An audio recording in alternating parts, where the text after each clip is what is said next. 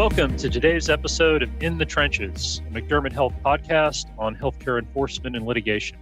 I'm your host, Brian Stimson. I'm a partner at McDermott, Will & Emery, and before joining the firm earlier this year, I was the acting general counsel and the principal deputy general counsel for the U.S. Department of Health and Human Services. Joining me today is Kenji Price, one of my new partners, and he is one of the most interesting people that I've had the good fortune of meeting since I joined the firm. He served as the U.S. Attorney for the District of Hawaii before joining the firm. And before that, he was an assistant U.S. Attorney in the Eastern District of New York, had several federal clerkships, and had a distinguished career in the U.S. Army, including a stint in the Special Forces. Kenji, thank you so much for joining me today. It's wonderful to have you. Well, thank you so much for having me, Brian. It's a pleasure and privilege to be on the show. So you have a pretty amazing career of service with DOJ, but I'm also interested in your military service. Can you share some about that service and how it's impacted your approach to leadership? Absolutely, Brian. So yes, you're right. I served in the military. To be precise, I was an infantry officer in the United States Army. Had the privilege of serving both in an airborne unit that was based out of Italy and also serving in an organization called the 75th Ranger Regiment. My time in the Army is a memorable one that I will never forget. It was certainly formative in just my approach to different issues, I would say, in both life, leadership, as well as the law. In particular, there's two notable things I learned about leadership in the military that I think apply directly also to legal practice. The first I'll mention is what I'll call the humanity of leadership. What I learned in the service and what I take with me today is that inherent in the dynamic of leading people in any capacity is the notion that it's about people. The leadership experience is about people. It's about what motivates them, how to earn their trust and their respect, and how to treat them with empathy when appropriate, but also with guidance and direction. And that human element of leadership, I've learned, just transcends the specific type of organization that one is leading, whether it's in the military, whether it's lawyers. The exercise of leadership is essentially a human one. And I think challenges that we see across the world today and in the United States really shows that. The second thing I would point out that I learned from the military that I really take with me today and really informs my approach to a lot of things, and that's what it looks like to have a culture of excellence. And what I mean by the culture of excellence is a culture of constantly scratching and clawing and striving to fulfill your potential. That could be in a number of different areas. It could be personal development with improving technical skills.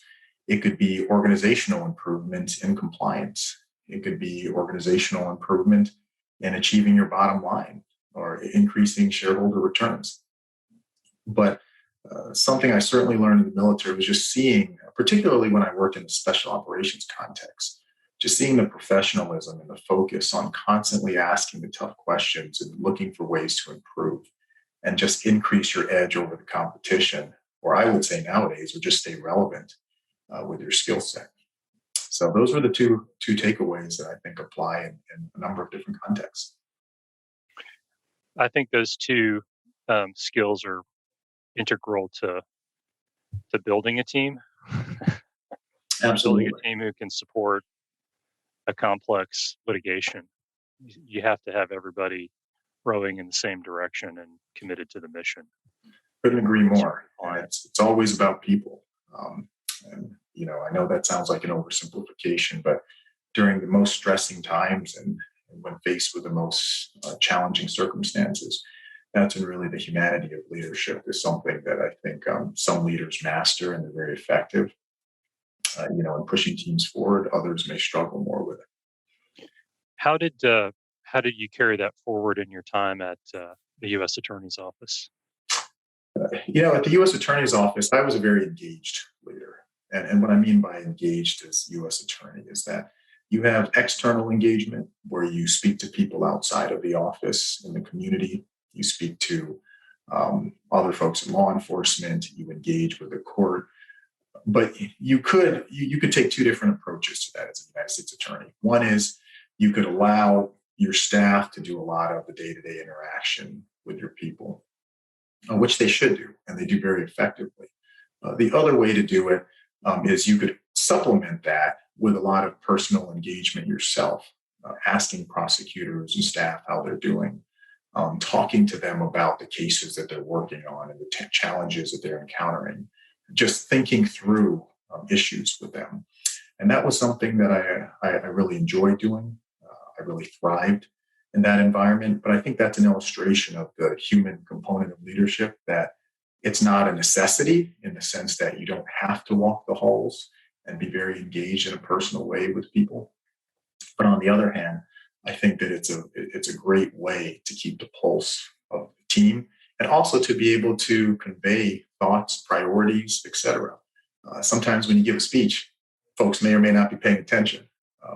And unless you're gifted with some of the oratory skills that some folks in times past have been blessed with, folks may tune you out, or they may just be thinking about a lot of other things going on in their lives.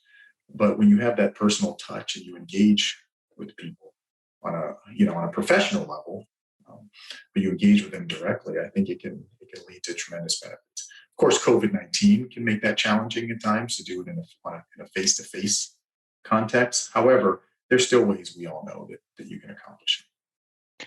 I imagine that approach was helpful in developing relationships with law enforcement agents. I was in an agency and I had some engagement with HHS OIG and some of the other law enforcement components, but my sense was DOJ, it's a more day-to-day hand in glove team exercise. Yes, how did you navigate right. and build those relationships? You're 110% right about the importance of engagement with law enforcement in particular. My view of the relationship between prosecutors and agents and police officers is one that it's not always going to be harmonious. But then I think to say any relationship is always going to be harmonious is wishful thinking. Please invite me to the club where people always agree about everything and are always in love with their work environment. But I would say the engagement has to be intentional. What I mean by that is you can come together with people when you're obligated to do so, by meetings, by conferences, if that's something that you need to do to check the box. But you can also engage with people proactively or consistently outside of that context. It's funny, when I left the position as U.S. Attorney, some people would probably say, you get on the phone with Kenji, it's going to be a long conversation, which was often true.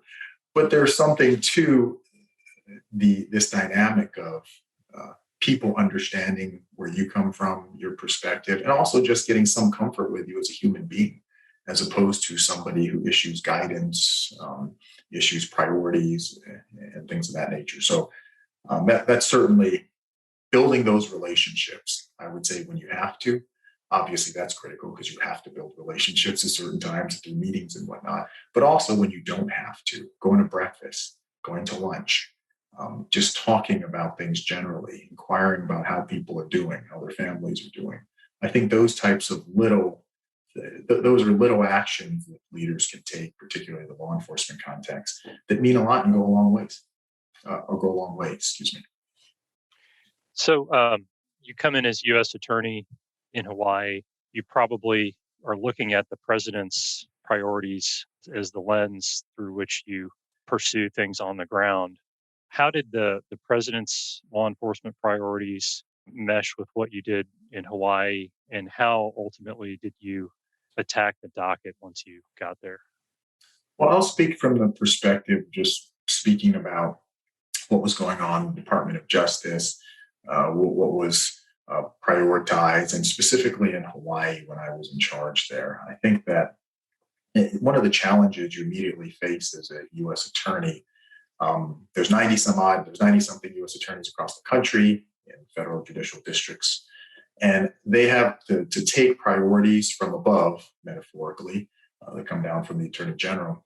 And then what they have to do is, I'll say, localize them in the sense that they need to push priorities the department is pursuing, but also make sure that they're really focusing on health and safety issues, health and welfare issues at the district level that are important to keeping people safe.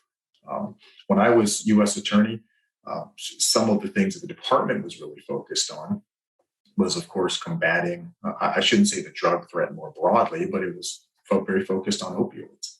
So we certainly handled our handful of cases that pertain to enforcement designed to reduce illicit opioid distribution or opioid type misconduct. In Hawaii, methamphetamine was a significant problem. So certainly I was prioritizing the fight against illicit distribution and abuse of methamphetamine. Hawaii is one of these states that had decades and decades of problems fighting the methamphetamine crisis. So that was an issue that was certainly a high priority. I was also very focused on national security. Hawaii and many other jurisdictions, for that matter, have to deal with their set of national security issues. And I had the privilege of serving with folks who were just really skilled in the national security space at making sure that the cases were developed and appropriately handled. Because national security cases can be very sensitive. They require a lot of thought, preparation, and you want very skilled people handling them. And I was very fortunate in that regard. So I would say that was certainly a area of priority. Violent crime was a significant priority by the Department of Justice over the last administration in Hawaii. Our focus was doing our part, trying to cut down on the illicit possession or use of firearms, trying to do our part in targeting certain behaviors that were detrimental to public safety that involve violence. So I would say those are three that I'll talk about more broadly, but we were tackling a number of other issues in Hawaii. But I'd say the drug threat more broadly involving methamphetamine, and then certainly the opioid concern. We were also focused on certainly national security. That was very important to me as a priority. And then also, as I mentioned, violent crime was just a departmental-wide emphasis, a departmental-wide priority. The national security piece is really interesting. And I'm curious, just in general terms, what kinds of issues fell within that sphere? Was it the issues related to foreign engagement in cybersecurity matters, or was it foreign engagement in areas like academia or other things? I'll just comment on what's been publicly disclosed. I'll keep my comments very limited just because due to the nature of any case that's pending. But while I was there was a guilty plea and attempted material support of a foreign terrorist organization case, which these cases have been brought across the country in different places. Obviously, the national security concern is high whenever you're dealing with those type of scenarios where somebody's attempting to provide material support for a designated foreign terrorist organization. Also, a matter that was charged under my watch was an espionage conspiracy case, and that one is pending to my knowledge, so I won't comment more beyond that. But I would say that just as a general matter, Hawaii, like many other jurisdictions, is a place where national security must remain a high priority, and was a high priority for me when I was in office, or when I was in the position of U.S. Attorney. It's also it's probably well known that Hawaii, it has a significant national security presence. It's the home of Indo-PACOM. There is a NSA cryptologic center out there in Hawaii. So it's sort of this place that I would say, as I mentioned recently in a published piece, that sort of punches above its weight in the national security arena. That's interesting. I mean, I'll confess, I never really thought of Hawaii as a national security hub, but it makes perfect sense given the geographic location and military presence. It makes absolutely. I would say that nowadays with all the threats to our country, pretty much any state is well advised to be focused on national security related issues. But in Hawaii in particular, there's a very heavy military presence there. As I mentioned, there's NSA presence, and then you have all these other entities operating in the area. And it's something that folks over there should be very mindful of. So, what other agencies did you work with when you were at DOJ? I imagine you worked with the full constellation of federal agencies, but were there any in particular that you worked closely with?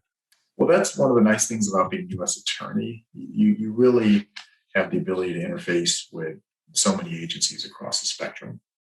I would say in Hawaii in particular, I had engagement on a pretty consistent basis with Secret Service leadership, Homeland Security investigations, the IRS, or I should say IRSCI, their sort of criminal enforcement component. The Drug Enforcement Administration, of course, is absolutely critical. I've had a lot of engagement with that organization. And one thing I haven't mentioned much is state counterparts, or I should say local counterparts. One of the benefits of being a U.S. attorney is you really have the opportunity to develop relationships with police chiefs who are absolutely, the center, in my view, of any meaningful violence reduction type initiative, program, or effort for that matter. So I really had a great opportunity to interact with police chiefs, get to know them, get to work with them. So I imagine that was very probably incredibly rewarding. it was, yes. You sort of get a window into some of the challenges faced on the state and local side of the house, and you have a deeper appreciation of, in some instances, some of the benefits of sort of litigating in a federal forum versus a state or local forum. But on the other hand, you can have an appreciation of challenges across the spectrum. So you really get to learn a lot from a lot of different stakeholders. And that was a unique thing about being a U.S. attorney. And I would say that's a unique component of being U.S. attorney as opposed to an assistant U.S. attorney, because the U.S. attorney has to engage with so many different audiences. Whereas often assistant U.S. attorneys, you can be very focused on a specific area or working with specific entities. I was going to ask you how your experiences in AUSA informed your experience as a U.S. attorney and what the biggest jump was. It sounds like that may be among them. Absolutely. I think the experiences of being a U.S. attorney was foundational in the sense that it gave me, of course, a deep appreciation for what the experience is of a line prosecutor in dealing with law enforcement, the court, any stakeholder that's involved in investigating or prosecuting a criminal case. And that's really, I think that was invaluable. I'm not here to say it's a necessary experience before one takes the helm as U.S. attorney, but it's certainly helpful in having a deep understanding of what that's like. It also gives you just learn the fundamentals. Of course, you get to try some cases. I got to argue some appeals in New York, and I got to get a hang of the life of a federal prosecutor who's not just sort of issuing these priorities and engaging at a higher level. The big difference, I think, is that I would say is that the difference is an audience that you need to that you really need to be focused on. In other words, you need to have a deep understanding and appreciation of the sensitivities of who you're communicating with outside of the U.S. attorney community or the Department of Justice community. You really need to do that as a U.S. attorney because what you say, people listen to, and it can have reverberations for better or worse. And that's something that you're simply not put in a position to have that impact as an assistant U.S. attorney.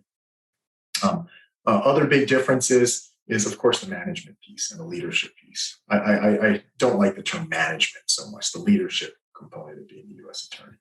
Setting a tone that impacts more than just your case or your section, but setting a tone that impacts the entire office and impacts the law enforcement community, particularly on the federal side of the house. So that's another significant difference between the two. It's very interesting. It must have been a fun journey. Oh, yes. It was a heck of a ride. Quite a learning experience, but also just a fulfilling and rewarding experience to do it where I grew up, which is Hawaii. So now coming to DC and looking at things from private practice, what do you see happening at DOJ now and going forward? How do you see the enforcement picture changing from where we sit today? I would say there's much to be learned about how enforcement will change. We certainly have heard some clear statements from the Department of Justice, from leadership, about an emphasis, of course, on civil rights. I would, and also I was reading recently about an emphasis on, within the civil rights space on the COVID-19 pandemic, which is critical. I know there's a lot of commentators who anticipate robust efforts to combat corporate fraud and those types of issues. But I think the department's in an interesting place. It's in just like the rest of the world endured a pandemic, so did the department. Obviously, I don't speak for the department anymore, but certainly what we all experienced was just sort of the disruptions caused by the COVID-19 pandemic. There were courts, of course, the courts operations across the country were disrupted by the pandemic. So there's a tremendous amount of backlog, I suspect, that impacts trials, for example, trials that were delayed as a result of the pandemic or pandemic-related stoppages. But on the other hand, the department now needs to obviously pick up with priorities articulated by the AG. And then I would say deal with handling a lot of the matters, investigations, et cetera. Anything that was disrupted